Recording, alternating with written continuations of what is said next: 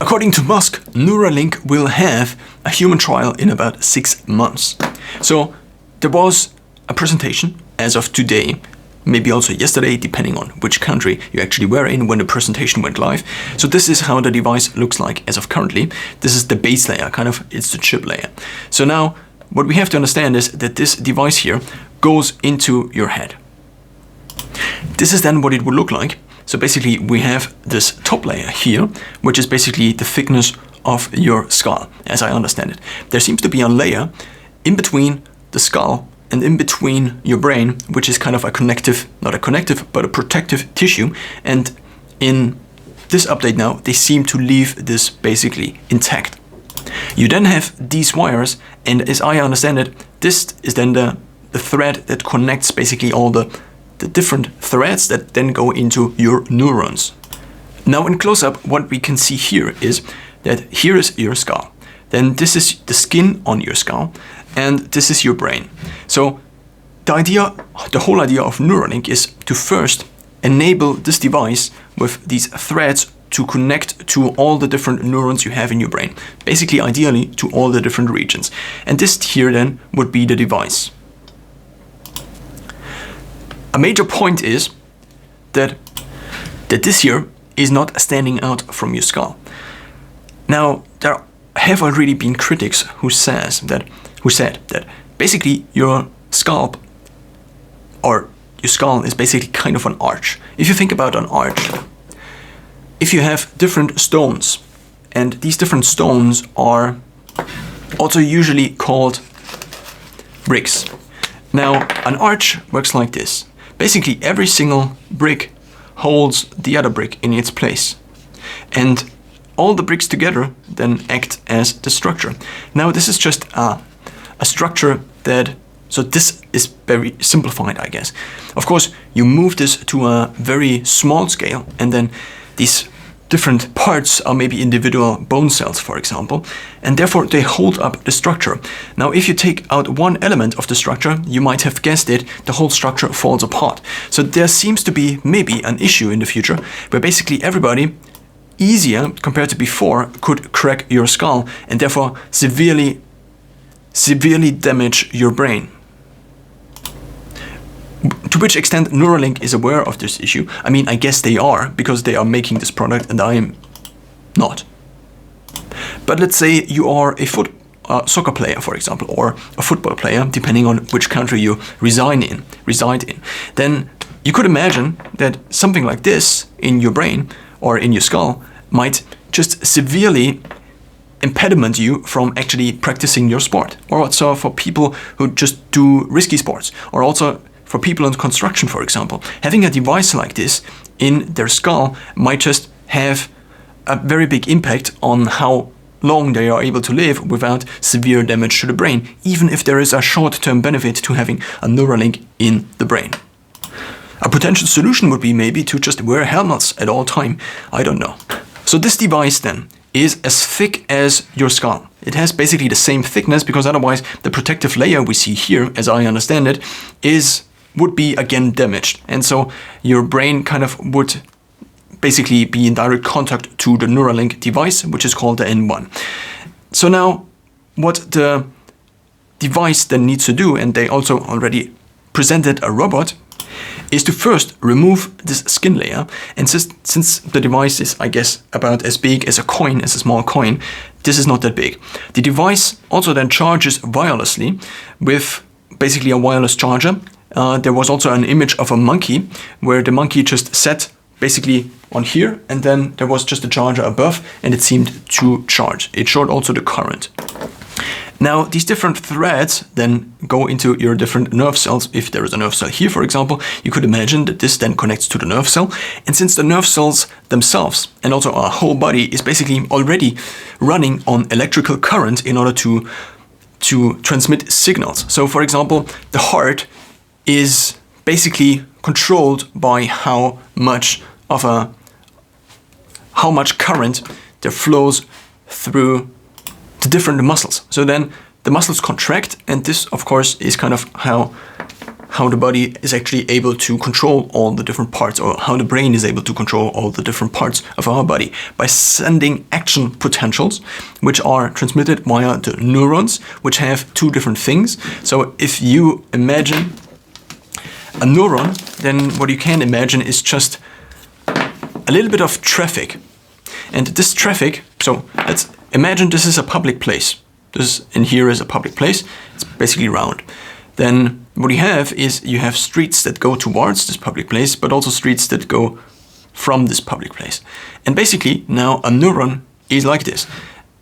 There are streets that go towards this, and there are streets that go towards something else. Now, whether you define this as this is the street that comes from another node, or this is the street that comes from this node to this node, is basically defined. We just defined this as the axon is the thing that comes from something else to the cell, and the dendrite is the thing that goes from a cell to something else.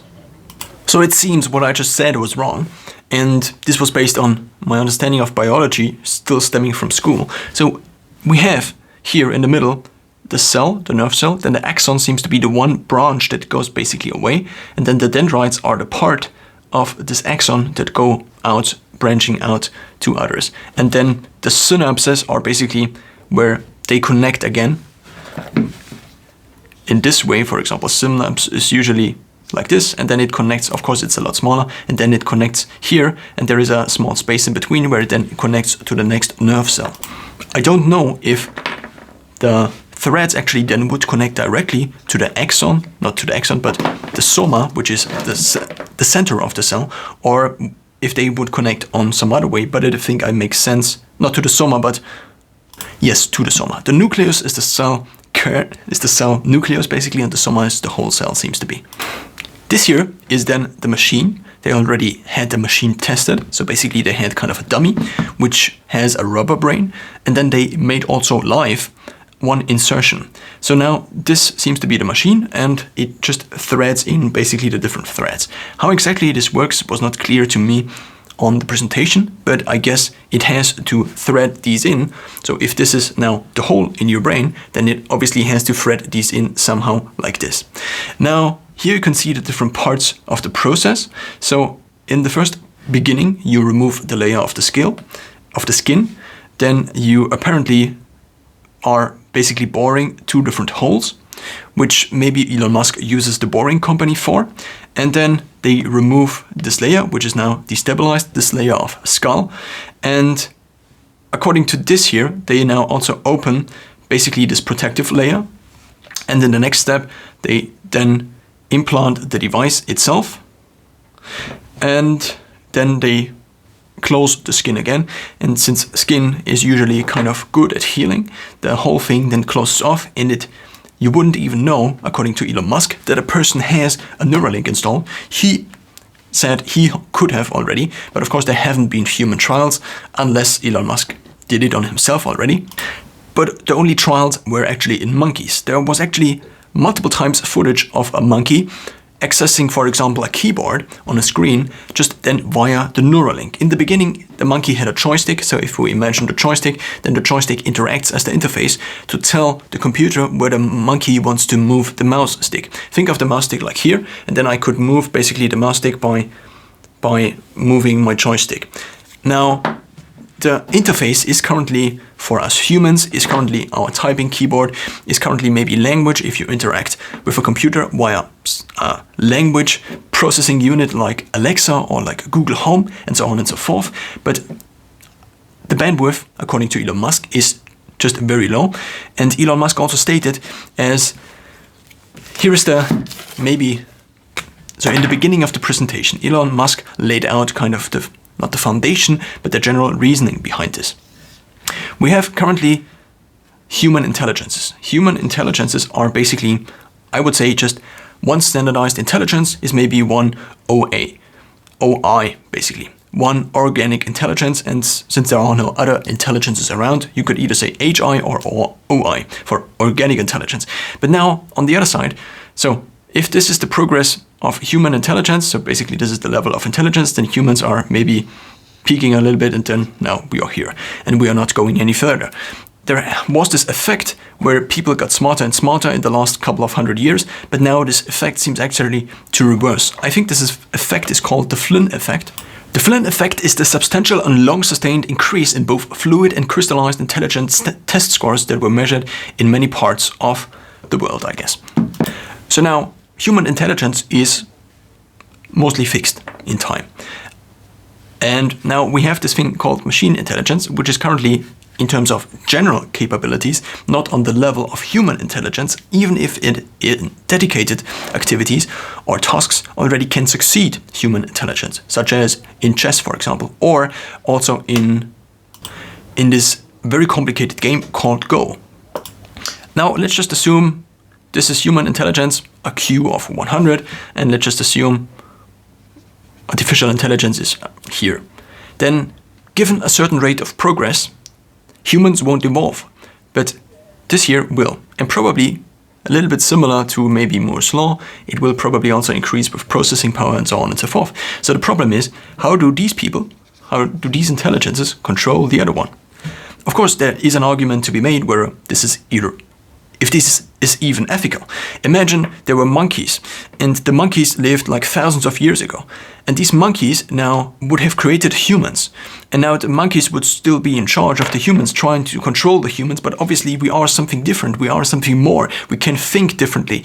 The monkey is constrained by its monkey mind, and we are not the monkeys. So therefore the question is whether it even makes sense that we, as constrained by our current thoughts and so on, or by our current level of intelligence, should even control something that is bigger than us in terms of intelligence. But of course, currently the situation seems to be that maybe we want to control it, at least to some extent, or try to control it. So therefore, adding something like a Neuralink and therefore enhancing maybe not, basically not by evolution, the skill or the intelligence a human can provide, but basically by adding a fixed layer on top of this intelligence. So basically by increasing the intelligence by adding basically just an increase to the curve. Of course, this would also have applied for humans that lived a couple of 100,000 years ago, because these would also be and have more intelligent with something than that is Neuralink. So this applies basically to all spectrums, also over time, and then we could maybe control artificial intelligence as it arises maybe slightly better, or even have the chance to even interact with it, or also interact with each other, and so on and so forth. This is the more general argument behind this. This now seems to be a close-up of either something that is already existing or something that is simulated, and here we have kind of the first of these cables basically going into the brain.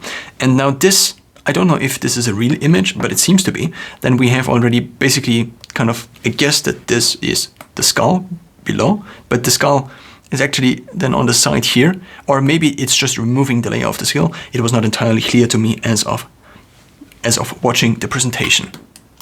Another obvious question is, not the one that is concerning already this image, but let's just concern this image.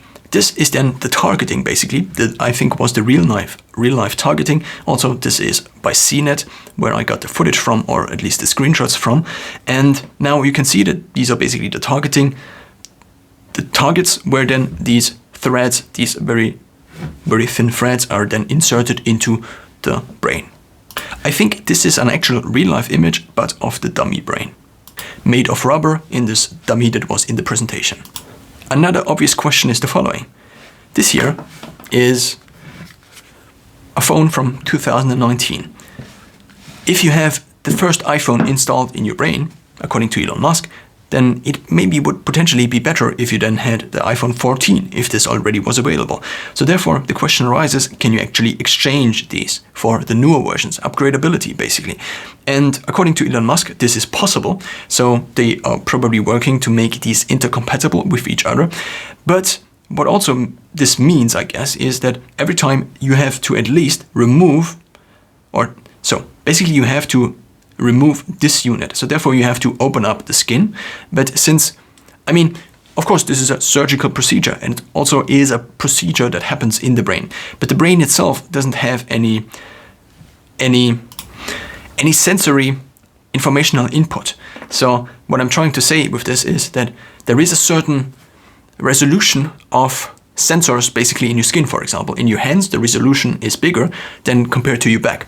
Andrew Huberman, quoting him or paraphrasing him, if you take 2 fingers and pinch them here, then the differentiation you can feel is basically, oh, these are 2 fingers. But if you do the same thing on your back, then maybe you couldn't differentiate between these 2 fingers. So therefore the resolution of the back is basically lower in terms of how much you can feel actually in there. And in the brain, it seems to be 0, at least to my understanding. So now what you also could do is, apart from the skin here, which you could numb very easily, I guess, you don't have to provide anesthesia for the brain itself, because the brain itself doesn't hurt. Which is also a major benefit for these kind of inserting procedures, because there also have already been similar procedures in the past.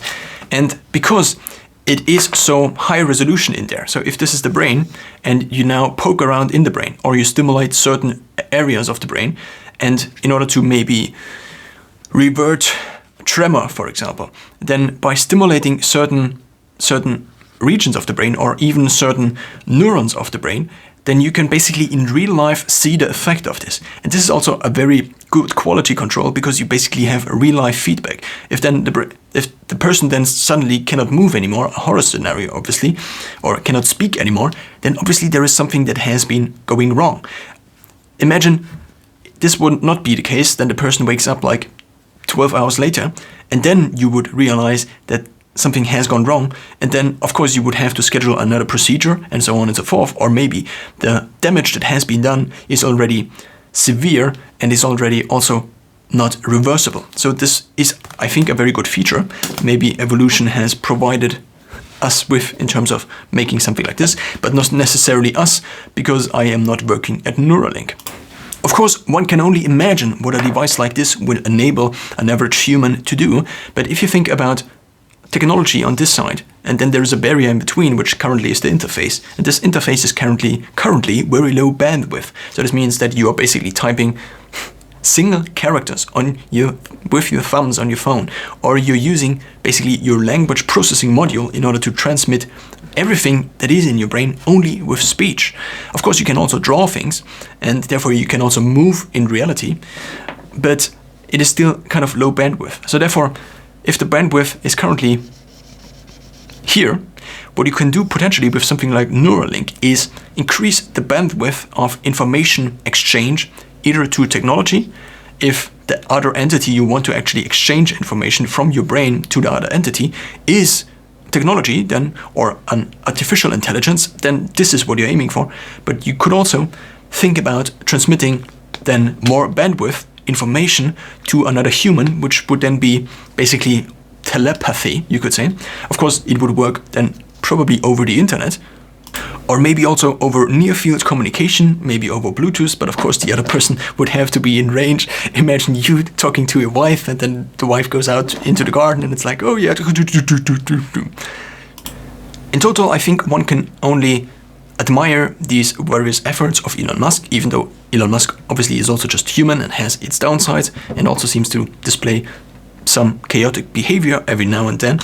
But in total, with all the different companies, he tackles not one, but multiple of the various problems that concern us as a humanity. I recently heard the phrase long-termism, which seems to be what Elon Musk is doing, but of course this is only a now made-up term for what he and others are thinking about.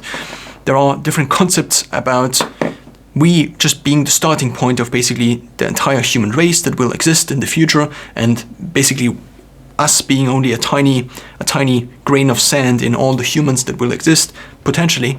And I think this is a very nice time to be alive in which I can watch a presentation like this, and then, I can, as of now, see something like this happen in real time. When I grew up, phones didn't exist. Phones were like doom, like these big bricks, so mobile phones. And now it's already completely different, and we are already beginning to increase the bandwidth, potentially, very rapidly, you could say.